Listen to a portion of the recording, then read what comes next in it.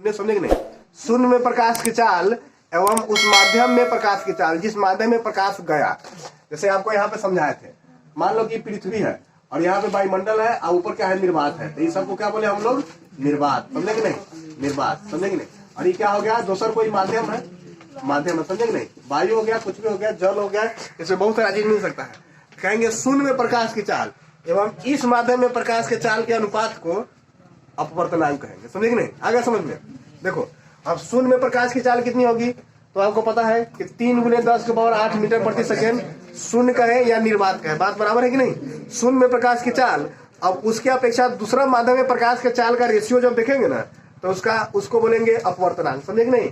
तो अपवर्तनांक को हम लोग म्यू से सूचित करेंगे, समझे कि नहीं, ऐसे म्यू, एम जैसा म्यू से सूचित करेंगे। तो यहाँ पे क्या हो जाएगा, म्यू बराबर, समझे कि नहीं, यहाँ पे भाषा में लिख देते हैं अपवर्तनांक, समझे कि नहीं। अपवर्तनांक मतलब हो जाएगा कि शून्य में प्रकाश की चाल, शून्य में प्रकाश की चाल, समझे कि नहीं। आप बटा लिखेंगे उस माध्यम में प्रकाश की चाल, जिस माध्यम में वो गया होगा, वो कोई माध्यम हो सकता है, वो जल हो सकता है, वायुमंडल हो सकता है, या कांच हो सकता है, कुछ भी हो सकता है कि नहीं। उस माध्यम में, उस माध्यम में प्रकाश की चाल, समझे कि नहीं, उस माध्यम प्रकाश की चाल। जब भी आप बटा में लिखते हैं तो उसको अनुपात में मानते कि नहीं मानते। तो अपवर्तनांक का डिफिनेशन यही हो गया, यही से आप बना लेंगे। अपवर्तनांक क्या हो जाएगा कि शून्य में प्रकाश की चाल एवं उस माध्यम में प्रकाश के चाल के अनुपात को अपवर्तनांक कहते हैं, समझे कि नहीं। अपवर्तनांक को हम एम से सूचित करेंगे, तो शून्य में प्रकाश की चाल को सी से सूचित करेंगे, और सी से ही सूचित करेंगे सी से यहाँ पे एक माध्यम है, तो माध्यम के लिए इंग्लिश में वर्ड लिख लें मीडियन, तो मीडियन को एम से सूचित करेंगे, समझे कि नहीं। तो म्यू बराबर क्या हो जाएगा, C/cm। यही फॉर्मूला से पूरा चीज याद रह जाएगा, इतना ही याद रहेगा, फटाक से इसको भी लिख सकते हैं। शून्य में प्रकाश की चाल बटे उस माध्यम में प्रकाश की चाल के अनुपात को उस माध्यम का अपवर्तनांक कहते हैं, समझे कि नहीं। हाँ, हो गया, आगे समझ में। अब विभिन्न माध्यमों के अपवर्तनांक भिन्न भिन्न होते हैं, समझे कि नहीं। विभिन्न माध्यम के अपवर्तनांक कैसा होगा, विभिन्न माध्यमों के अपवर्तनांक कैसे होंगे,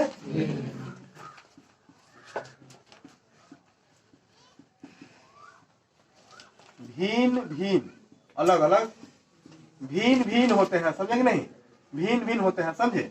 जैसे यहाँ से कुछ माध्यमों के अपवर्तनांक है, उसको आप सारणी करके लिख लीजिए, समझे कि नहीं। 2-3 को लिख लोगे, परीक्षा के व्यू से आपको याद रह जाएगा। विभिन्न माध्यमों के अपवर्तनांक भिन्न भिन्न होंगे। मान लो कि वायु का अपवर्तनांक, समझे कि नहीं, आप लोग लिखो, वायु का अपवर्तनांक कितना आ जाएगा, 1.003। वायु का अपवर्तनांक 1.003, समझे कि नहीं। उसके बाद लिख लो जल का हो जाएगा, जल का क्या हो जाएगा, जल का 1.33, 1.33, समझे कि नहीं। हाँ, मुजफ्फरपुर के भाड़ा फ्री 1.33 मुजफ्फरपुर के भाड़ा फ्री। आप बस जब भी तो पैसा मांगे। किरोसिन तेल, किरोसिन, ये इसका हो जाएगा अपवर्तनांक कितना हो जाएगा, तो ले लेते हैं यहाँ पे 1.44, समझे कि नहीं। उसके बाद अलग है, बहुत सारा चीज लिखे गए हैं इसमें। कार्बन का लिख लो, कार्बन का, कि तारपीन के तेल के लिखो वो, समझे कि नहीं, कि तारपीन के तेल का अपवर्तनांक 1.47 हो जाएगा। और उसके बाद क्या हो जाएगा, बर्फ का अपवर्तनांक हो जाएगा क्या चीज आपका, 1.31, समझे कि नहीं, 1.31।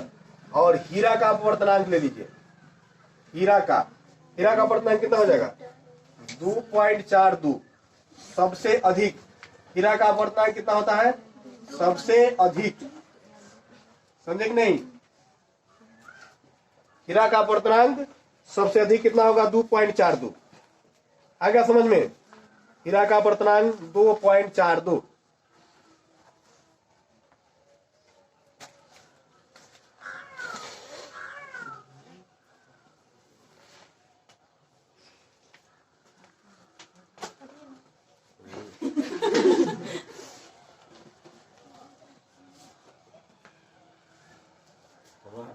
प्रकाश की चाल दूसरे माध्यम में जाएगी तो उसका चाल तो घट जाता है या बढ़ जाता है, तो घटेगा बढ़ेगा तो उसका कुछ वैल्यू निकलना चाहिए कि नहीं चाहिए।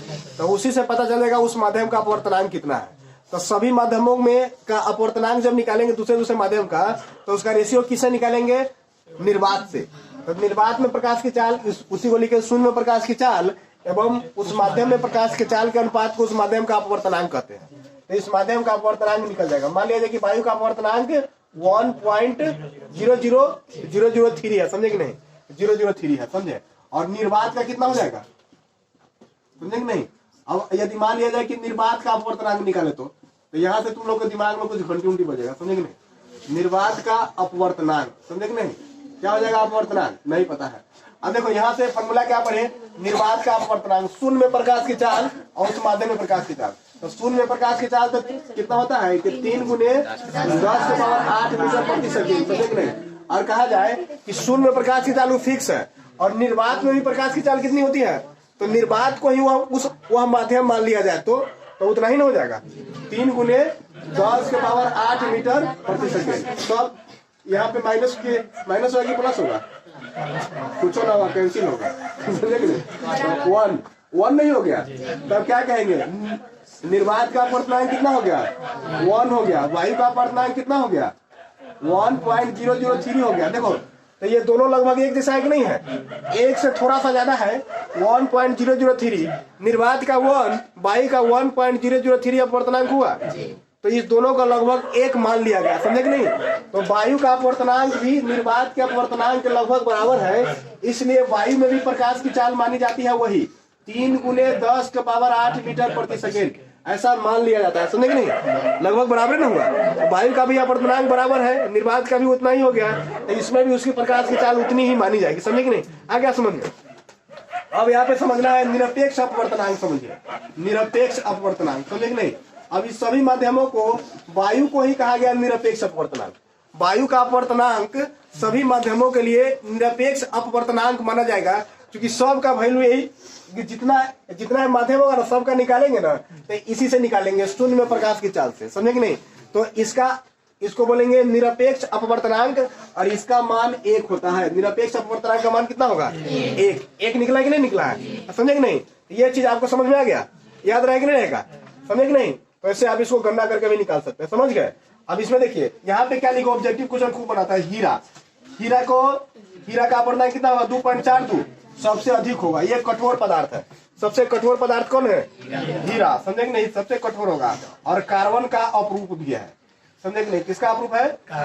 समझे कि नहीं? अपरूप है। इस चीज को आपको ये इसमें याद रखना, समझे कि नहीं? आगे समझ में चलिए।